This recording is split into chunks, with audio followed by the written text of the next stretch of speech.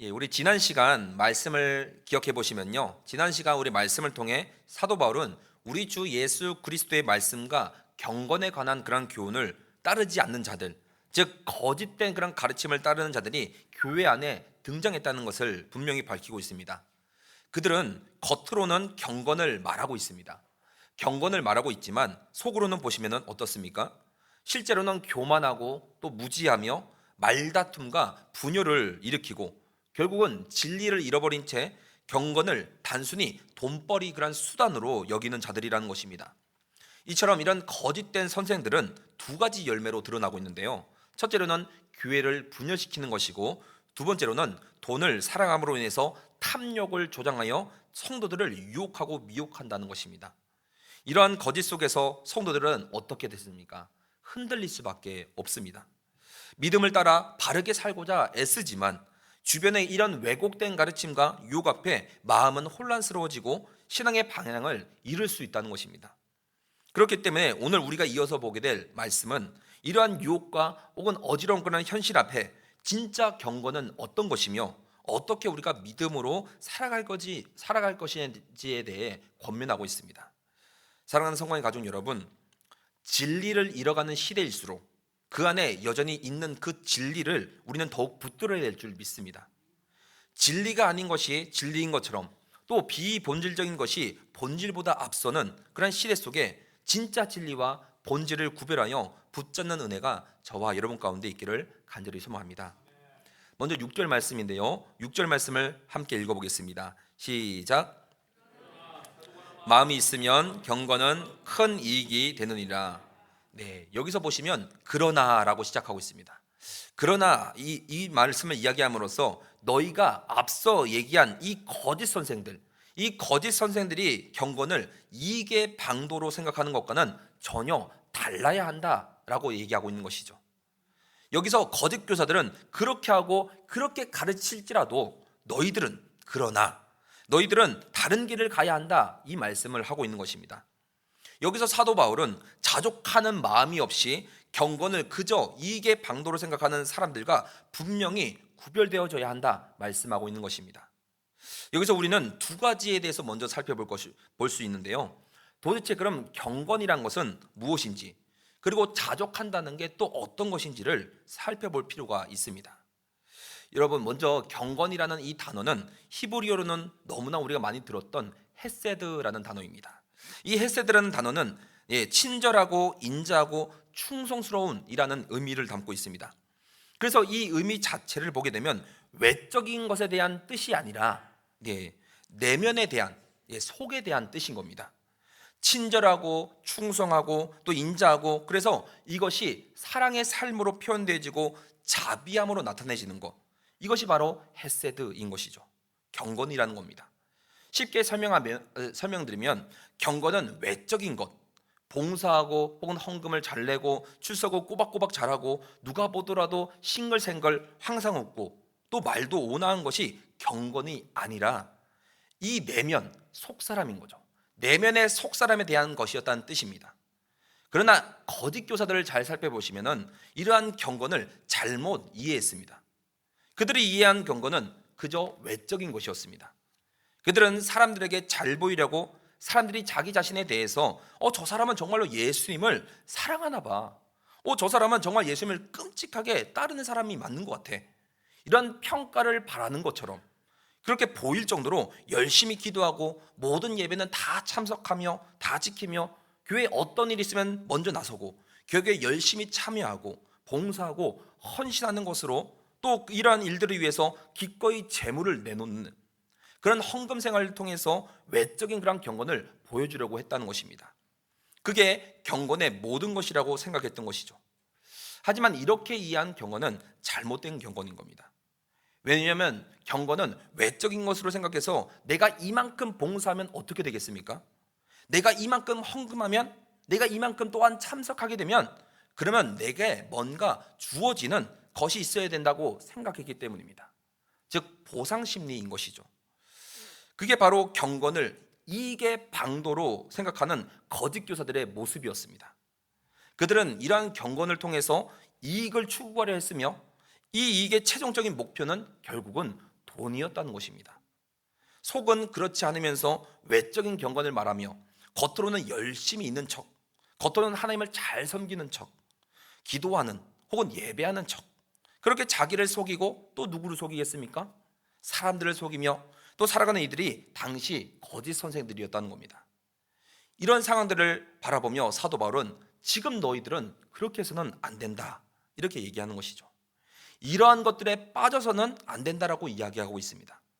너희들은 경건을 큰 이익으로 삼아야지 이 경건을 이익의 방도로서 사용해서는 안 된다 얘기하는 것입니다. 그러려면 뒤에 이어올 바로 자족하는 마음이 있어야 된다고 말씀합니다. 자족하는 마음이 있어야만 경건이 유익이 된다는 것입니다. 그렇다면 여러분, 자족은 또 무엇입니까? 여기서 말하는 자족은 스스로 만족하고 충분하다, 그런 의미를 가지고 있습니다. 특별히 당시에 활동했던 스토아 철학자들이 가장 많이 썼던 말이기도 합니다. 그들 중에 어떤 사람이 나와서 철학자에게 이렇게 묻는 것입니다. 예를 들어 노예 신분에 있던 사람 혹은 평민에 있던 사람들이 이렇게 질문하는 것이죠. 철학자에게 와서 저는 귀족이 되고 싶습니다, 이렇게 이야기했다고 생각해 봅시다. 그러면 철학자는 이렇게 말한다는 겁니다. 꿈 깨십시오. 당신은 그저 평민이며 서민이며 절대로 귀족이 될 수 없습니다. 그러니까 쓸데없는 그런 꿈을 버리고 당신은 그 현실 있는 그대로를 받아들이고 그 속에서 행복을 찾으십시오. 쉽게 말하면 운명론을 얘기하면서 이 안에 자족함이라고 하는 그런 스토아 철학자들이 사용하는 내용이라는 겁니다. 바꾸려고 하지 말고 있는 그대로를 받아들이고 체념하고 운명으로 알고 따라가라. 이 자족함을 이런 내용으로 이해했다는 것입니다. 하지만 사도 바울을 보시면 여기서 말하는 자족이라고 이야기했을 때 그것은 전혀 다른 의미였습니다. 사도 바울이 말하는 자족함은 어떤 것이었을까요? 우리 빌립보서 4장 12절과 13절은 이렇게 기록하고 있습니다. 제가 읽어드리겠습니다. 나는 비천에 처할 줄도 알고 풍부에 처할 줄도 알아 모든 일 곧 배부름과 배고픔과 풍부와 궁핍에도 처할 줄 아는 일체의 비결을 배웠노라. 내게 능력 주시는 자 안에서 내가 모든 것을 할 수 있느니라. 즉 그리스도를 전적으로 믿는 것, 그리스도를 전적으로 의지하는 것, 그래서 내 안에 내가 나타나는 것이 아니라 그리스도께서 사시는 것을 고백하는 자, 그것이 바로 그리스도의 능력 안에서 모든 것을 다 할 수 있는 능력을 바로 이 안에서 얻는다는 것입니다. 그래서 그렇게 고백하는 것이고, 그런 이들은 어떤 형편에 처할지라도 만족하고 자족하고 거기에 적응할 수 있다는 것입니다. 이것이 사도 바울이 말하고 있는 자족의 의미인 것입니다. 자신의 욕망을 내려놓고 현실을 운명적으로 받아들이려는 그런 철학자들이 말하는 자족함이 아니라 주의 뜻을 구하고 주께서 우리에게 주시는 이 능력 안에서 어떠한 그런 상황이 놓여 있을지라도 흔들리지 않고 믿음을 따라서 살아가는 삶, 그것이 자족하는 삶이라는 것입니다. 사랑하는 여러분, 우리 안에서 능력이 나오는 것이 아닙니다. 우리 안에서 어떠한 능력이 나오는 것이 아니라 그리스도께서 내게 능력을 주셔서 살아갈 수 있게 되는 것입니다. 이것을 고백하게 될 때 풍부함에도 혹은 비천함에도 또는 배부름과 배고픔에도 적응하고 거기 안에서 참된 만족과 기쁨을 누릴 수 있게 된다는 것입니다.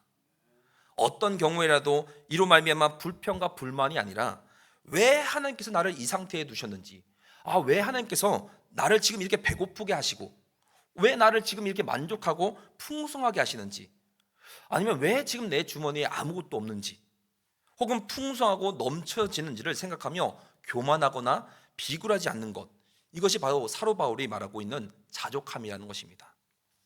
내 능력으로 인한 결과값에 대한 자기 만족, 내가 처한 현실을 받아들이고 수긍하며 만나는 평안함이 자족함이 아니라 내가 처한 환경과 상황, 그 어떠한 모든 상황이든지 하나님께로부터 왔고 하나님께서 살게 하심을 내가 인정하고 그분을 인정하는 것이야말로 자족인 줄 믿습니다. 이러한 자족함으로 하나님 안에서 경건한 삶을 살게 되는 것이고, 이 땅 위에서 하나님을 온전히 바라보며 행하는 그런 믿음의 삶을 살아가는 저와 여러분 되시기를 간절히 소망합니다. 이런 믿음의 원칙을 말한 이후에 특별히 그 에베소 교회 안에 있는 경제적으로 어려운 이들, 그래서 매일의 그런 삶을 걱정해야 되는 그런 사람들이 이 거짓 교사들의 영향을 받는 것입니다. 받아서 흔들리고 있는데 그들에게는 두 가지의 선택지가 있다고 말하고 있습니다. 어떤 삶을 살아야 되는지 너희들은 이 둘 중에서 선택하라고 권면하고 있습니다. 우리 7절과 8절 말씀을 함께 다시 읽어보겠습니다. 시작.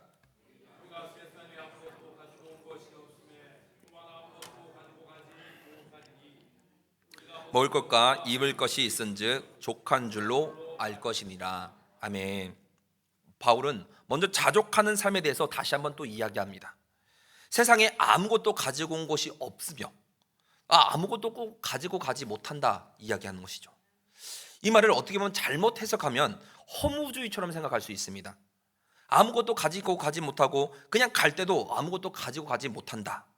그러니까 이 세상에 미련을 두지 말고 그냥 막 살아라 하는 허무주의를 말하는 것이 아닙니다.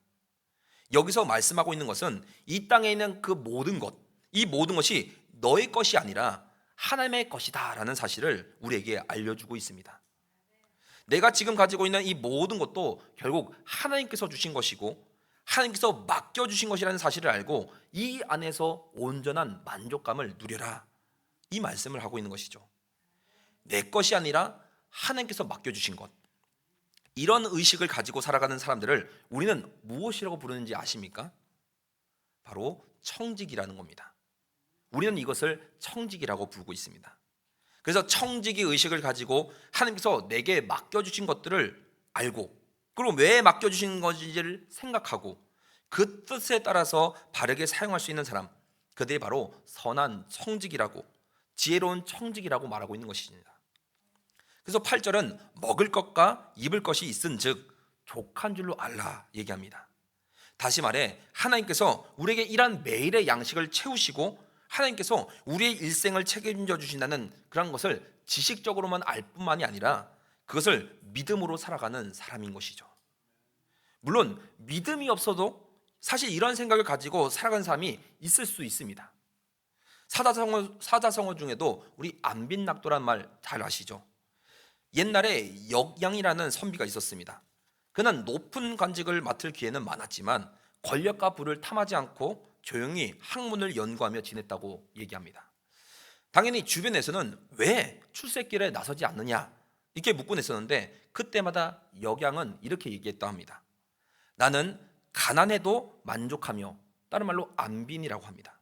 또 학문을 즐기니 낙도, 이보다 더한 행복이 어디 있겠느냐. 이것이 안빈낙도라는 말이 생기게 된 이야기입니다. 이처럼 하나님을 알지 못해도 이런 정도의 삶을 살아갈 수는 있다는 것이죠. 그러나 이것은 어디까지나 자기 만족의 삶일 뿐, 바울이 말하고 있는 이 자족의 삶과는 거리가 좀 멀다는 겁니다. 하나님을 알고 우리 구주 예수 그리스도를 믿음으로써 고백하는 우리라면 이 세상의 만족과 짧은 즐거움은 뜬구름 같은 것임을 고백할 수 있어야 합니다. 진리이지 않은 것들을 추구하면서 살아가는 것들에 대해 분명하게 우리는 아니다 라고 이야기하면서 기꺼이 포기할 줄 아는 삶, 그것이 바로 자족하는 삶인 줄 믿습니다. 그런 자족이 경건의 유익임을, 그래서 바울은 먹을 것과 입을 것에 대해서 이야기하는 거죠. 이러한 바울의 관점과 같은 고백이 바로 욥기에도 있지 않습니까? 욥기에도 등장하고 있는데 욥기 1장 21절과 22절은 이렇게 말씀합니다. 이르되 내가 모태에서 알몸으로 나왔사온즉 또한 알몸이 그리로 돌아가올지라. 주신 이도 여호와시요 거두신 이도 여호와시오니 여호와 이름이 찬송을 받으실지니이다 하고, 이 모든 일에 욥이 범죄하지 아니하고 하나님을 향하여 원망하지 아니하니라.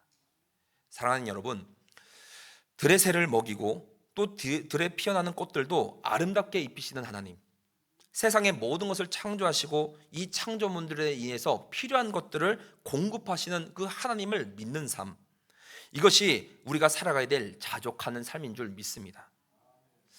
여러분, 그래서 장작은 죽은 시체를 태울 수 있습니다. 하지만 이 근심과 걱정은 산 사람을 통째로 태워버릴 수 있다는 겁니다. 우리의 걱정과 근심이 우리를 하나님으로부터 멀어지게 만들며 무엇이 우리를 채우는지 알지 못하게 만들고 우리의 눈을 어둡게 만들어 버린다는 사실입니다. 그러므로 자족하는 삶에 대해서 먼저 우리가 이야기한 후에 바울은 이제 바르지 못한 삶에 대해서 이어서 이야기하고 있습니다. 9절과 10절 말씀 같이 한번 읽어보겠습니다. 시작. 부하려 하는 자들은 시험과 올무와 여러 가지 어리석고 해로운 욕심에 떨어지나니 곧 사람으로 파멸과 멸망에 빠지게 하는 것이라. 돈을 사랑함이 일만 악의 뿌리가 되나니 이것을 탐내는 자들은 미혹을 받아 믿음에서 떠나 많은 근심으로써 자기를 찔렀도다. 아멘. 사도 바울이 지면을 이렇게 할애하면서 부하려 했던 사람들, 또한 돈을 사랑하는 자들에 대해서 이야기하고 있는 것은 특별히 이 에베소 교회의 물질적이고 혹은 재정적으로 어려운 이들이 돈을 추구하고 이것들을 위해서 경건을 이용하고 있는 그런 거짓 교사들의 미혹을 받아 자기들도 마음에도 없는 그런 경건한 외적인 것들을 추구하려고 했기 때문입니다. 이런 이들의 결과는 어떻게 되겠습니까? 결국 시험과 올무와 어리석고 해로운 욕심에 떨어지고 그 마지막은 결국 파멸과 멸망에 이르게 된다고 말씀하고 있습니다. 부하려고 하는 사람은 물질을 최우선으로 두기 때문에 그것을 생각하는 것이죠. 그것을 얻기 위해서 수단과 방법을 가리지 않습니다. 먹을 것, 마실 것, 또한 입을 것을 염려하면서 불신자들의 가치관과 기준을 서슴없이 다 받아들이게 되는 것이죠. 물질을 얻기 위해서라면 부도덕적인 그런 타협뿐만이 아니라 진리가 아닌 것에도 서슴없이 동의하게 된다는 것입니다. 의무나 양심이나 헌신이나 이러한 모든 것들이 그야말로 다 깡그리 다 무시해버리고 하나님의 말씀을 나의 목표와 다르다고 생각한다면 기꺼이 하나님의 말씀을 포기할 준비도 되어 있는 그런 사람들인 것이죠. 저와 여러분은 그렇지 않으리라 자부할 수 있겠습니까? 나는 결코 그런 일에 이러한 유혹에 빠지지 않을 것이라고 자신할 수 있겠습니까? 제가 아는 어떤 모 교회는 원래 사업가였다가 사업이 망한 뒤에 뒤늦게 신학을 공부하신 한 목사님께서 어느 교회의 담임 목사로 청빙되었다고 합니다. 새로운 목사님이 오시자마자 교회는 활기를 띠게 됩니다. 그러나 그 기간이 오래 가지 못했습니다. 목사님이 신학을 공부하기 그 이전에 예전에 했던 그 사업과 관련하여서 상임 고문으로 스카우트하겠다는 한 기업의 제의가 들어오자마자 교회와 성도를 버리고, 아니 자신이 주의 종으로 부르신 그 하나님을 버리고 모 기업의 해외 지사로 발령받아 나갔던 일을 저는 보게 됩니다. 70명 정도에 모이는 교회에서의 그러한 사역보다야 기업의 상임 고문이 훨씬 더 가치 있고 혹은 명예롭고 풍요로운 삶이라는 것을 알고 있기 때문에 교회와 성도를 버려두고 너무나도 쉽게 떠나버리는 그것을 저는 보게 됐습니다. 돈을 사랑함이 일만하게 뿌리가 된다고 말씀하고 있습니다. 돈을 사랑하는 것이 모든 악의 뿌리가 아닙니다. 돈을 사랑하는 것이 여러 악 중에 하나의 뿌리가 되는 것이죠. 특별히 여기서 사랑한다라고 하고 있는 이 단어는 탐욕이라는 단어와 같습니다. 같은 의미를 가지고 있습니다. 그래서 돈을 탐욕적으로 추구하는 사람들, 곧 부하려고 하는 사람들, 그들은 결국 악으로 빠져들어가게 되고 그 결과로 두 가지로 나타납니다. 하나는 미혹을 받아서 믿음에서 떠나는 것이고, 또 다른 하나는 많은 근심으로 인하여 자기를 찌르게 되는 것입니다. 미혹을 받아서 믿음에서 떠나는 것, 이것은 진리와 돈, 재물과 하나님을 겸하여 섬길 수 없다는 그 사실을 예수님께서 말씀을 통해서 분명하게 우리에게 말씀하셨습니다. 여러분, 우리는 결코 재물과 하나님을 겸하여 동시에 섬길 수는 분명 없습니다. 그러나 우리는 대부분들이 이 두 가지가 함께 섬길 수 있는 것처럼 그렇게 생각하며 자신의 힘으로 이것을 펼쳐나가려고 합니다. 믿음의 헌신에서 욕심을 버리든지, 아니면 돈을 우상으로 삼음으로 믿음에서 떠나든지, 둘 중에 하나의 결과만을 얻을 수 있을 뿐입니다. 마치 방금 이야기한 모교회 목사님처럼 말입니다. 돈을 탐욕스럽게 사랑하는 결과가 어떤 것이겠습니까? 비참과 절망에 빠지게 되는 것이고 후회와 근심 가운데 놓이게 됩니다. 그것이 바로 자기를 찌르는 행위가 같다는 것이죠. 내가 그때 왜 그랬을까 하면서 이미 멀리 떠나와 버린, 더 이상은 하나님을 부를 수 없는 그런 가운데 바깥 어두운 곳에서 슬피 울며 이를 가는 그러한 처지에 놓일 수밖에 없게 되는 것입니다. 사랑하는 성도 여러분, 말씀을 정리합니다. 여러분은 어떤 것을, 무엇을 택하시겠습니까? 자족하는 삶을 통해 하나님께서 모든 것에 다 주인이시고 나는 단지 청지기일 뿐입니다.